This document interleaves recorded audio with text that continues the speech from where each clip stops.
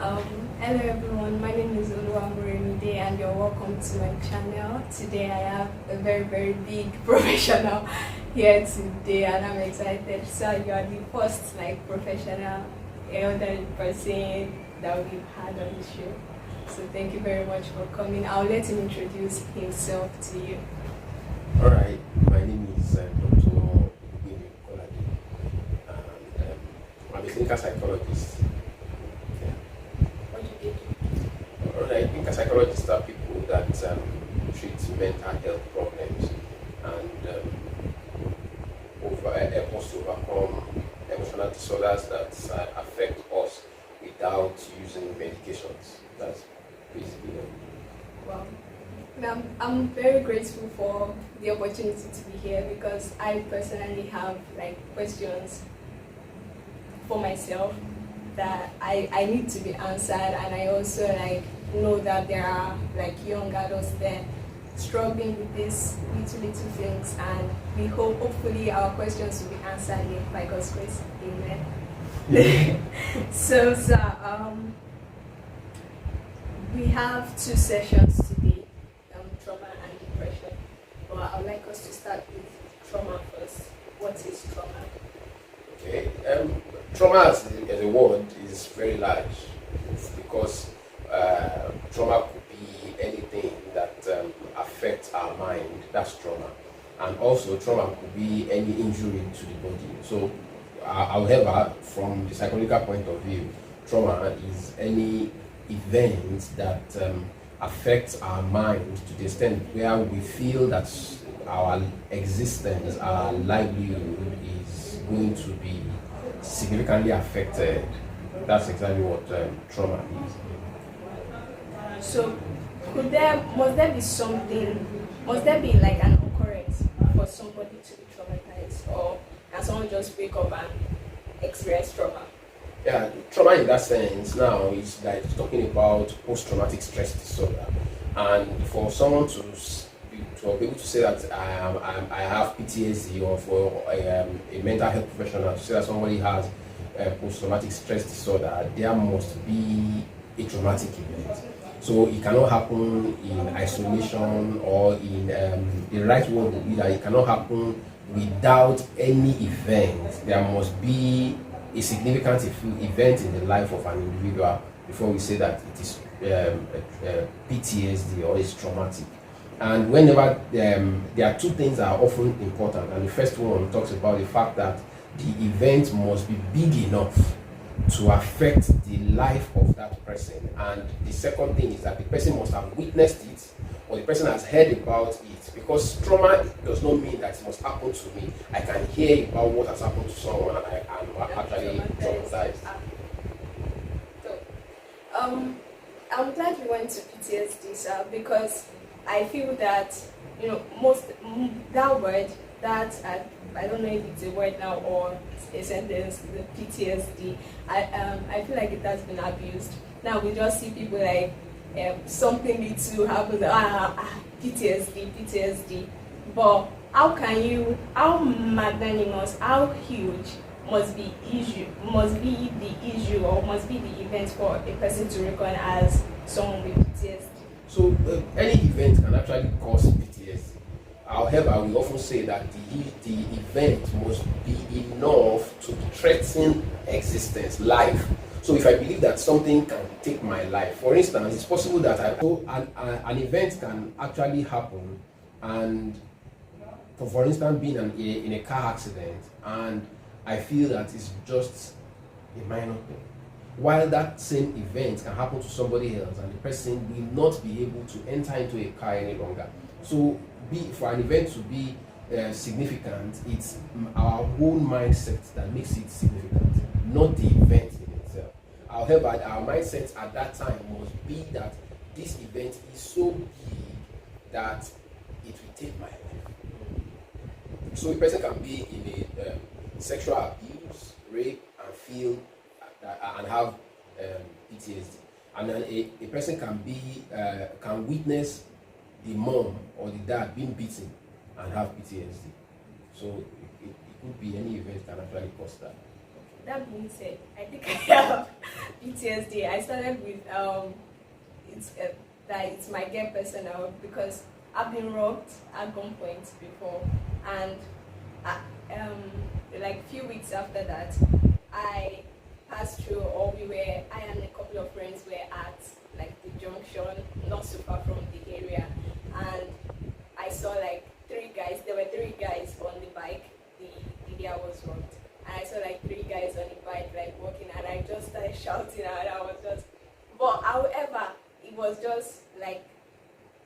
Does that count as PTSD? Well, it counts as PTSD because there's a traumatic event, you witnessed it. Now, there's some other things that come with PTSD, and that is vulnerability. You believe that this can happen to me again. Then also, when you relive the experience, so the thing has happened before, then you are reliving it again. That's another criteria for PTSD. Then again, is avoidance. You feel like avoiding that place. You don't want to go through that event, that situation any longer. Then it also brings some feelings of detachment. It's my fault. I shouldn't have. If I had known, I had that feeling. I should not have taken that place that day. Then sense of people in that area that anybody that passes it would have been, maybe that's another event that wants to happen. So now in that way you have actually fulfilled the criteria for PTSD. However, quickly I should say again that we don't, for PTSD we don't treat it immediately. So we want to wait at least 30 days, that's a month before we start treating, because naturally our brain treats itself. So, and that's why in the criteria for PTSD, we often look at it by saying that it must have passed, it must have happened at least 30 days before, and the symptoms does not go away. Because naturally, the symptoms go away, which I have a feeling many times people, in 30 days, the symptoms would have passed and they are fine back to their normal way of life. Now they don't have PTSD, in all fairness. What they had is that they have a traumatic event that they are adjusting to, and they are adjusted and life had moved on. Okay. I don't have PTSD. Well, there's also the part that my phone has gotten stolen in this Ibadan a couple of times, and when I'm going out like late at night, even for church service, Bible study, where I know that I won't be looking at my phone, I'd rather not take it. I would not take it out, no matter how important the meeting is. Even if I need to use phone or I know that a call is coming, I will not take the phone. Now, is that one PTSD? I would still say that it's not PTSD. Why I would say it's not PTSD is that now you are being very cautious, hypervigilant, that okay, I should not take it there. If I take it, I'm going to lose it. But it's not that. If you are reliving the experience that okay, every time you have your phone with you now in open space, you feel that somebody's coming to attack me, and the attack will take my life. Don't forget that, threatening existence, living, and things like that. All right. So the next question was going to be symptoms of PTSD, but you already mentioned that. But since it was not like some people might have forgotten about it, so what are the symptoms of PTSD? The first symptom, which is the most important, means that an individual must have an event that has happened or witnessed an event that happened to somebody else. Sometimes we say that even you can hear about the story of somebody else and have experienced trauma through secondary trauma. Then we talk about hypervigilance. So when things like that happen, you become your arousal become too much. Something falls down, you are easily startled. That is another symptom of PTSD. Then another thing that happens with PTSD talks about avoidance. We want to consistently be avoiding situations that will make us to remember or be in that same situation any longer. Then again, some of the symptoms that comes with it talks about being unhappy, sad, consistently crying. Some people are not having problems sleeping, cannot do the things that they like to do before. Then withdrawal, withdraw from people, withdraw from situations that naturally they will have been interested in their lives, things that make them happy. They stop doing those things. So those are some of the symptoms that we look at and say, then this person is actually having PTSD. All right, sir. So how do such victims, how do such people overcome PTSD?